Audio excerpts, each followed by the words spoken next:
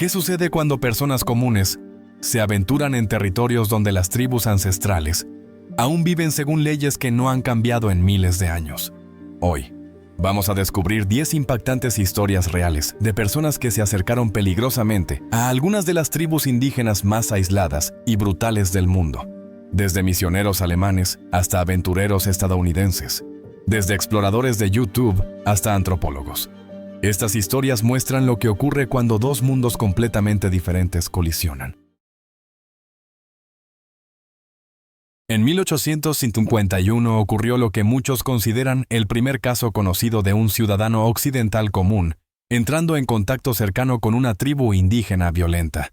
En ese entonces, Olive Oatman viajaba con su familia a través de los Estados Unidos cuando accidentalmente ingresaron a un territorio desconocido de los nativos americanos. Allí, sus padres fueron atacados y fallecieron en el río Gila. Olive, de 14 años, y su hermana de 7, Mary Ann, fueron capturadas por los Yavapai durante aproximadamente un año. Y luego fueron intercambiadas con los Mojave, quienes las adoptaron. Cuando vivió con los Yavapai, Olive fue tratada casi como una esclava, cargando pesados fardos de madera y agua bajo el abrasador sol del desierto. Después de ser adoptada por los Mojave, Olive recibió un tatuaje en la barbilla, un nombre de clan, y comenzó a vestir ropa Mojave, según varios relatos. Fue tratada mejor por los Mojave que por sus primeros captores. Aún así, por razones que desconcertaron a muchos, no intentó escapar. Olive también rechazó rebelarse ante un grupo de topógrafos blancos que acamparon con los Mojave durante casi una semana en 1854, comportamiento que los historiadores interpretan como una señal de que se sentía identificada con la comunidad. La vida con los Mojave no estuvo exenta de dificultades. Una sequía regional y la escasez de alimentos probablemente contribuyeron a la muerte de Mary Ann, su hermana mayor. Alrededor de 1855, Olive más tarde le atribuyó a Espaneo, una matriarca Mojave, el haberle salvado la vida durante la hambruna. Estos detalles, preservados en sus apuntes de conferencias y más tarde en estudios académicos, subrayan que Olive soportó muchas penurias junto a su comunidad adoptiva. Cuando tenía 19 años, Olive fue finalmente liberada y regresó a la sociedad estadounidense. Sin embargo, su tiempo entre los nativos americanos dejó profundas cicatrices en su vida. Fue una experiencia que destacó como uno de los encuentros más brutales y peligrosos jamás registrados. A continuación, viene la historia de un académico moderno que realizó rituales tan impactantes que su programa de televisión fue cancelado después de solo una temporada. En marzo de 2017, Reza Aslan, un académico de la religión y presentador de televisión, emitió un episodio de su serie en CNN Believer, en el que visitó a los Agori, una pequeña secta ascética hindú que se encuentra principalmente cerca de Varanasi, India. Los Agori son conocidos por sus prácticas espirituales poco convencionales. Durante la filmación, Aslan se sumergió en sus rituales, en el programa y material promocional. Se le mostró con cenizas de cremación en el rostro, usando un collar hecho con fragmentos de hueso humano y otros objetos rituales que simbolizaban el ciclo de la vida y la muerte. En un momento, surgió un desacuerdo cuando un participante Agori reaccionó con enojo a las preguntas de Aslan, creando una atmósfera tensa en el set. Estas escenas llamaron rápidamente la atención mundial. Algunos grupos de defensa hindúes en Estados Unidos acusaron a CNN y a The Aslan de sensacionalizar la fe, mientras que otros señalaron que los Agori representan una secta extremadamente marginal y malinterpretada. Aslan defendió más tarde el episodio, explicando en redes sociales que su objetivo había sido explorar cómo diferentes religiones desafían las ideas de pureza y contaminación.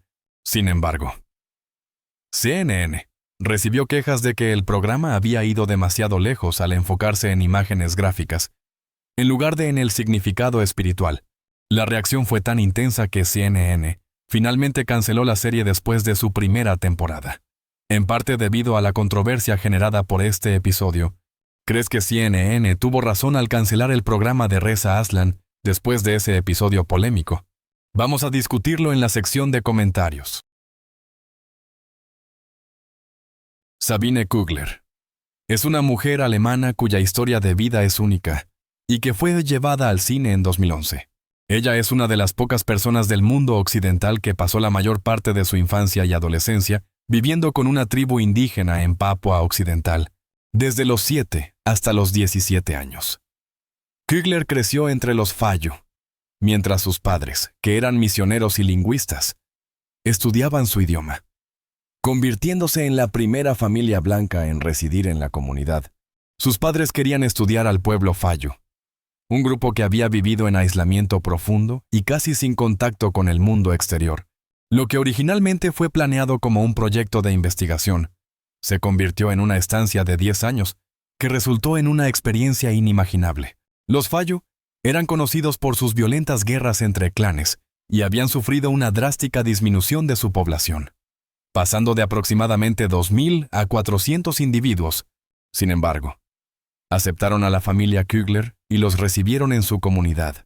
Sabine aprendió a distinguir entre plantas venenosas y seguras, a usar el arco y la flecha, y a defenderse de los animales salvajes en la jungla. El libro de memorias de Kugler. Child of the Jungle. Describe su infancia marcada por la malaria, ríos infestados de cocodrilos y la presencia de asesinatos, lo que ilustra un nivel de inmersión que los antropólogos modernos considerarían éticamente arriesgado. En 1989, Sabine dejó a los Fayu y regresó a Europa. Le costó mucho adaptarse a su nueva vida en Suiza y Alemania, ya que solo había conocido la jungla, según sus propias palabras. Vivir entre europeos fue aún más difícil para ella que la vida en la selva, pues veía más distancia emocional y dolor interno en la sociedad moderna. Aunque la vida con los Fayu había estado marcada por el peligro físico y el conflicto. En enero de 2006, 2 pescadores indios, Sunder Raj y Pandit Tiwari, perdieron la vida después de que su pequeña embarcación fuera arrastrada por accidente hacia la isla Sentinel del Norte, hogar de los aislados sentineleses, en las islas Andamán y Nicobar. Se informó que los hombres habían estado pescando cangrejos en aguas restringidas cuando su ancla falló, y poderosas corrientes marinas los llevaron hacia la isla.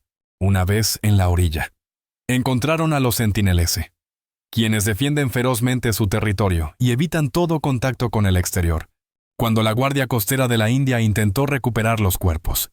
Su helicóptero fue recibido con flechas por parte de los isleños, lo que llevó a las autoridades a detener la operación. En respuesta, las autoridades mantuvieron la política de no contacto de la India, que está diseñada para proteger tanto a la comunidad sentinelese como a los visitantes de daños o enfermedades. El suceso atrajo la atención mundial, destacando no solo la existencia de una sociedad que sigue viviendo independientemente del mundo moderno, sino también el compromiso del gobierno de la India de respetar su aislamiento y su forma de vida. En enero de 1956, el misionero estadounidense Jim Elliot y 4 compañeros, Nate Saint, Ed McCulley, Peter Fleming y Roger Joe Derian, se aventuraron a contactar al pueblo Waorani de Ecuador, un grupo indígena conocido por su aislamiento y su fuerte defensa de su territorio. Los Waorani, también llamados Huaorani o Auca, vivían en lo profundo de la selva y habían resistido violentamente a los forasteros debido a conflictos previos con madereros y trabajadores petroleros, lo que hacía que la misión fuera extremadamente peligrosa. Movidos por la fe, los hombres pasaron meses dejando regalos desde su pequeño avión, como ropa y herramientas, mientras enviaban mensajes amistosos en el idioma Waorani.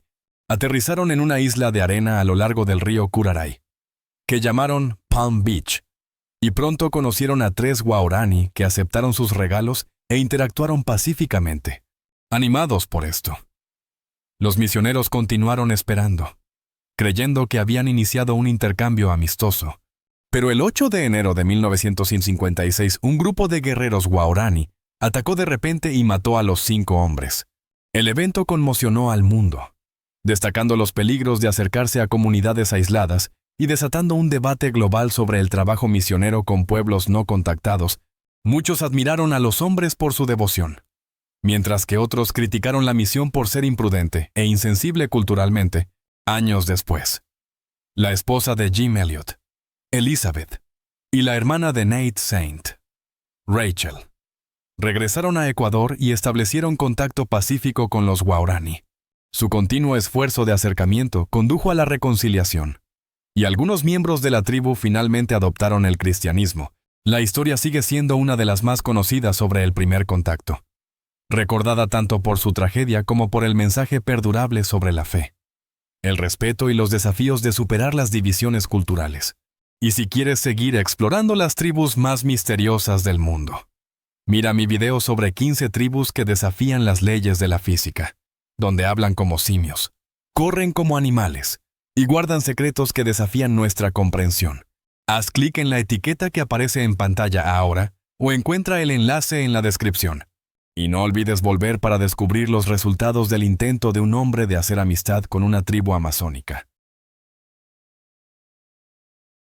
En 2011, Nicolás Chaco Flores, un miembro de la comunidad vecina de los Matsigenka, en la región Madre de Dios de Perú, formó una conexión inusualmente cercana con los Mashco-Piro, uno de los últimos grupos indígenas en el mundo que vive en aislamiento voluntario durante años. Flores actuó como un vínculo informal entre ambos grupos, dejando comida, ropa y herramientas para los Mashco-Piro, e incluso sembrando cultivos cerca de los ríos que ellos solían visitar. Debido a que hablaba un dialecto piroán relacionado, pudo comunicarse con ellos hasta cierto punto, lo que hacía que su relación con un pueblo tan apartado fuera extremadamente rara. Sin embargo, su creciente cercanía se volvió tanto notable como controversial, ya que difuminaba la línea entre el respeto por la distancia y el contacto directo. En noviembre de 2011, esta delicada relación llegó a un trágico final, cuando Flores fue atacado por una flecha con punta de bambú, mientras trabajaba en su jardín cerca del río Manu.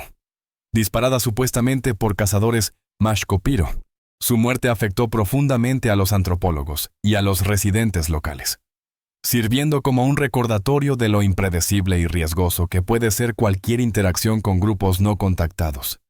Incluso después de años de intercambio aparentemente pacífico, el incidente llevó al gobierno peruano y a organizaciones defensoras de los derechos humanos a reforzar sus políticas de no contacto, subrayando que incluso los esfuerzos bien intencionados de comunicación pueden resultar en malentendidos fatales y poner en peligro la supervivencia de las comunidades aisladas.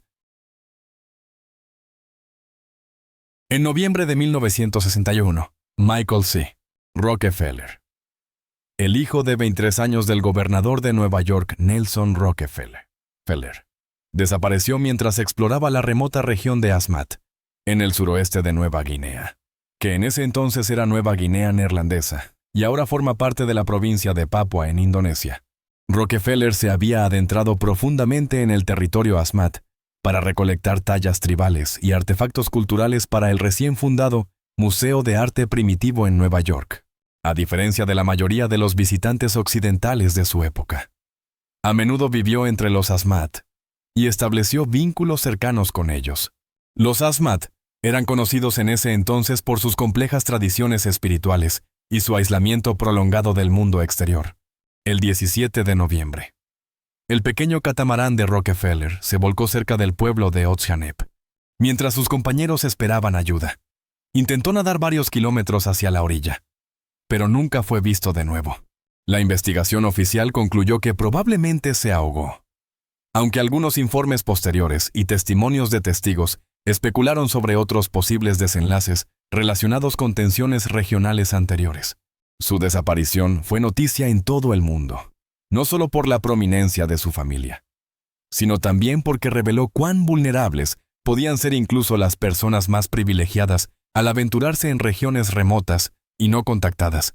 El caso sigue siendo uno de los misterios más duraderos del siglo XX, y un potente ejemplo de cómo la curiosidad y la exploración cultural pueden cruzar, a veces, límites peligrosos. ¿Crees que Michael Rockefeller perdió la vida durante su encuentro con los Asmat en lugar de ahogarse? Déjanos saber tu opinión en los comentarios, y no olvides suscribirte y seguir el canal para descubrir más cosas interesantes. En el Pacífico Sur, frente a la costa de Australia, se encuentra la nación insular soberana de Vanuatu, hogar de unas 300.000 personas. Entre ellas hay comunidades que todavía practican formas de vida tradicionales. En 2019, el canal australiano Back to Basics Adventures, liderado por Strick y As, visitó una isla remota en el norte de Vanuatu. Antes de pisar la isla, decidieron pescar, y esta decisión resultaría ser muy importante más tarde, llevando varios peces y mariscos. Strick y As se acercaron a la orilla, donde fueron recibidos por los habitantes del lugar, quienes veían a cualquier extraño como un posible peligro. Los dos hombres fueron considerados intrusos y fueron recibidos con tensión, en lugar de una cálida bienvenida, incluso cuando trataron de mostrar que no tenían malas intenciones.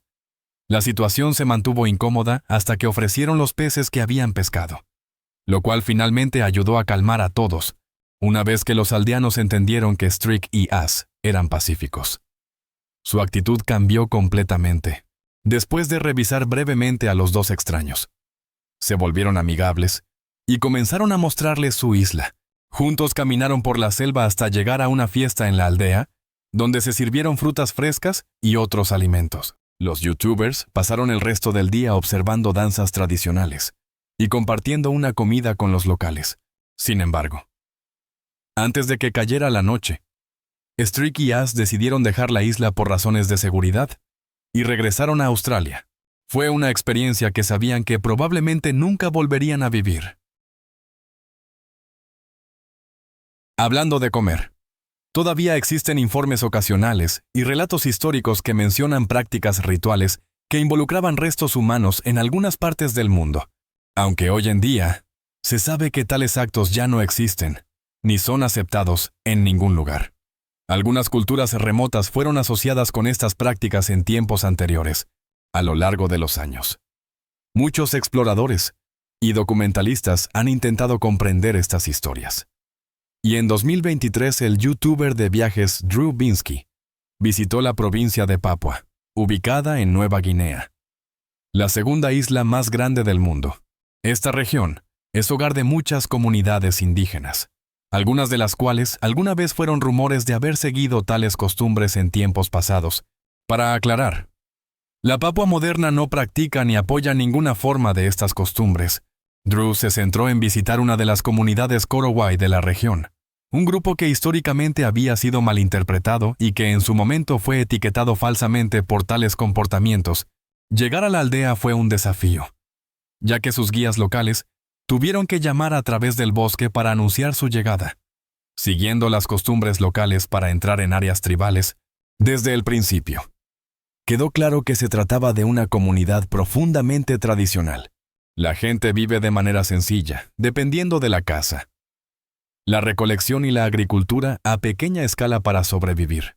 Los Korowai son conocidos por sus extraordinarias casas en los árboles, construidas altas sobre el suelo del bosque para protegerse de inundaciones, animales salvajes y otros peligros. Durante su visita, Drew explicó que la comunidad que conoció ya no seguía rituales dañinos, y que el entendimiento moderno demuestra cómo tales afirmaciones antiguas a menudo fueron exageradas o mal representadas. Su viaje ofreció una visión respetuosa de cómo las sociedades remotas mantienen su identidad cultural mientras se conectan con el mundo exterior.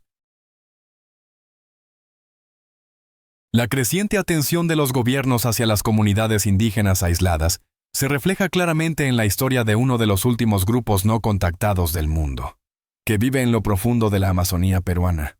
Se cree que forman parte del pueblo Mashco-Piro y han sobrevivido durante siglos en la selva, permaneciendo en su mayoría invisibles para el mundo exterior, hasta finales de los años 90. En los últimos años, los proyectos de desarrollo, como la tala de bosques y la exploración de terrenos para pastizales, han comenzado a alcanzar partes de su territorio. A pesar de estos cambios a su alrededor, el grupo sigue viviendo de manera tradicional, construyendo refugios de palma y utilizando tintes rojos a base de plantas para su impresionante pintura corporal.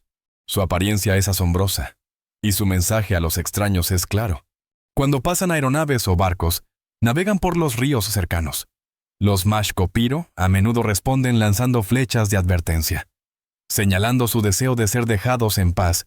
En un caso reportado, Un guardabosques que trabajaba para proteger el bosque fue herido por una flecha mientras patrullaba la zona, decididos a preservar su forma de vida. El grupo sigue protegiendo su tierra con determinación. El gobierno peruano aconseja constantemente no ingresar a esta región, destacando que mantener la distancia es vital tanto para la seguridad de los visitantes como para el bienestar de la tribu misma. Estas 11 historias revelan la compleja y a menudo difícil realidad de lo que ocurre cuando los pueblos modernos se encuentran con algunas de las últimas tribus aisladas del mundo. Lo que todas estas historias tienen en común es el recordatorio de que aún existen lugares en nuestro mundo donde perduran formas de vida ancestrales, donde las leyes y costumbres tradicionales prevalecen sobre las expectativas modernas de seguridad y hospitalidad. Estas tribus aisladas no son exhibiciones de museo ni atracciones turísticas. Son comunidades vivas con razones válidas para mantener su aislamiento. Si te ha gustado el video de hoy, por favor dale un like y no olvides suscribirte al canal. Tu apoyo significa mucho para nosotros. Muchas gracias por vernos y nos vemos en el próximo video. Gracias por estar con nosotros. Deja un comentario, dale me gusta para mostrar tu apoyo y recuerda suscribirte para más videos emocionantes. Nos vemos la próxima vez.